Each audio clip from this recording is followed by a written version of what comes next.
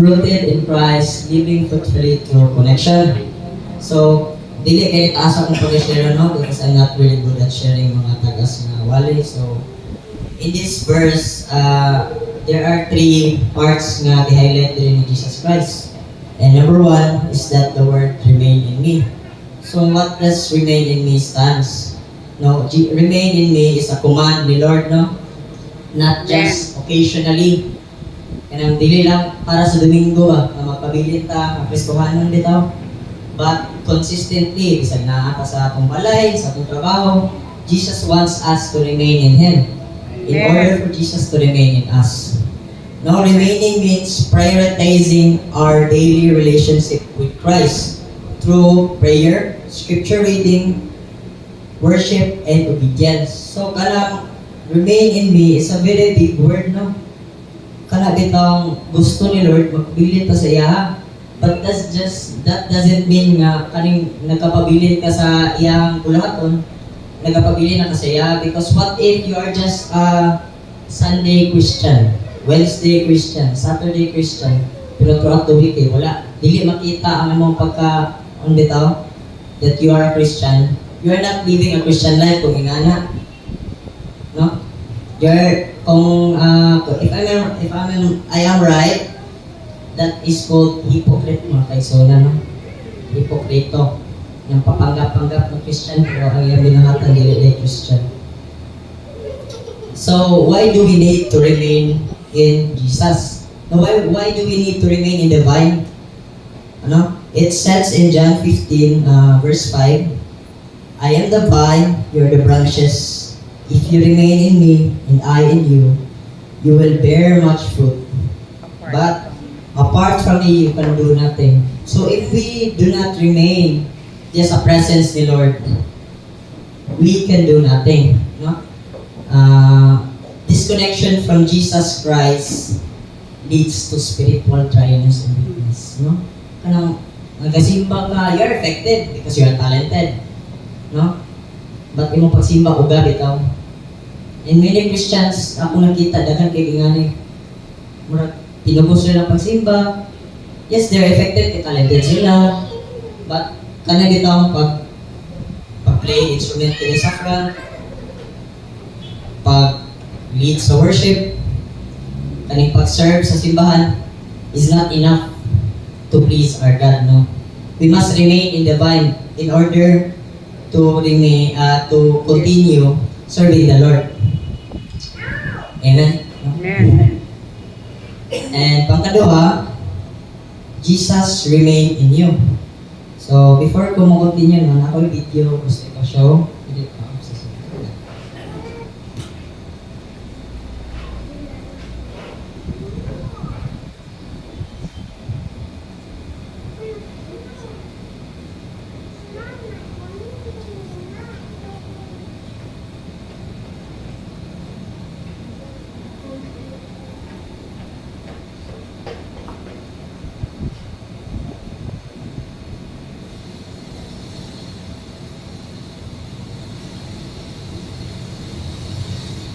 Bali siyang video na is nakita ko niya siya sa social media. And grabe siyang murag naka-open sa akong eyes, change my perspective how I see it. So alam na siya. I shouldn't even be here. Why? Because I messed up again. I keep lying to you, telling you that I'll follow you and that I'm different, but then I just fall right back into sin. I trick myself into thinking that I'm strong enough to resist, and I fall again. I look, I linger, I touch, I give myself away like I don't belong to you, and I forget who I am when I'm with you. Did you enjoy it? In the moment, yes. I feel so hollow. Like I traded gold for dust. Like I spit on your name with my appetite and my silence. Okay. Why are you not angry? I am. But not at you. And who? At the lie that you believed. failure disqualifies my love, that your sin is stronger than my mercy, that I only want the parts of you that behave. I knew better. And I knew you would fail, and I still chose you. Your weakness does not scare me. It's your pride that keeps you from healing. Come to me dirty, not distant. How many times must I fall to the same sin? You're still asking the wrong question. Ask how many times I'll catch you when you fall.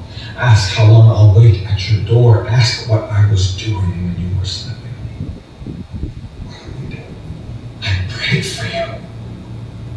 I saw you even in your fall. I didn't look away. I wept, not in shame, but in longing for you.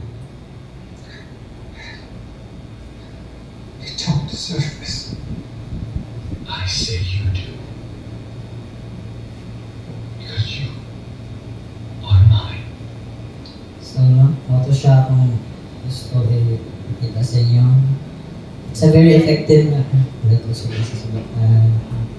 So, it's very touching and at the same time, kanang makarelate sa to kinabuhi bitaw nga. Sinner man ko, nasasala man ko, I'm not worthy to be here in front. Pero wala man kayo mabuhat. The Lord is telling you that you need to stand up right now. No, it's negativity sa imong kuan bitaw sa imong utok nga ginapot ni Satan that you can't do these things. Now, why katong nga video, no? Jesus expects us to sin. Walay perfect sa tuwa, tanan kita makasasala. Tanan kita makasala kada adlaw. And ang gipangita na sa Ginoo, if we accept our sin, no? Repentance, mga kaigsunan, no? That is why number 2 is Jesus remains in you. Jesus is always within us, no? Amen. Kita lang wala ga-remain siya. Kita niya bulag sa vine, no? Can I get an amen? Amen. No? Jesus was always with us, no?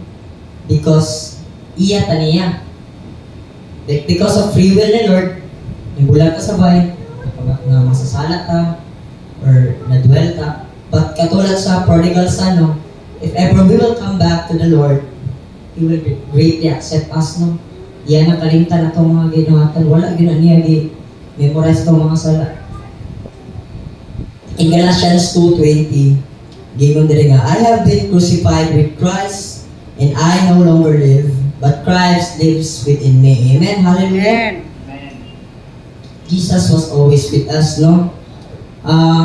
Nala sa gid sa ato nga kanang when we feel depressed bitaw, nakoy gusto ibilin sa words sa inyo nga kaning tulo ka words na remain in Jesus. If you feel depression, remain in Jesus. Amen. If wala na mo pangbayad kuryente, remain in Jesus. Hallelujah! Amen. If wala na gid mo, that you cannot understand yourself, remain in Jesus. Even in the hardest time, no, sa itong kinabuhi, mo ni ako ang murag testimony sa myself nga we must remain in Jesus, no? Bisag wala na takasabot, wala takasabot sa mga nahitabo, magpabili gyapon sa atong buhi nga Diyos. Amen. Because the Lord will always work. No? Amen. Last one. Bearing the fruit depends on the people who remains. If we remain in the vine, yes, we will be fruitful. But ang pangutana di magkapabilin baka no? In order to become fruitful. Kaning fruit nga ipasabot diri siya literal nga prutas, kundi this is the fruit of the Holy Spirit. No? Galatians 5:22 verse 23. But the fruit of the Spirit is love, joy, peace, forbearance, kindness, goodness, faithfulness, gentleness, and self-control. If wala tani sa atong kinabuhi, you better check yourself if you are still connected in the vine. Hallelujah. As I conclude this, this passage is very short. Isa na siya ka-versikulo. Yung grabe ka-impactful niya, no? That kanina ito ang Christian life we must remain in Him, not just a Sunday, no? Amen. We must remain in Him daily. Okay, remaining in Him requires nag-reflect about our relationship niya kay Lord. Amen. Kamusta ka atong devotion? Kamusta ka atong prayerful life? Kamusta ka atong fasting life? Nagabuhat na taani? O kasi sa Domingo lang tayo ngani, pag-abot sa balay, wala na rin taani. So we must always check our heart, no? If we are still connected in the vine. So today, I challenge everyone to stand up and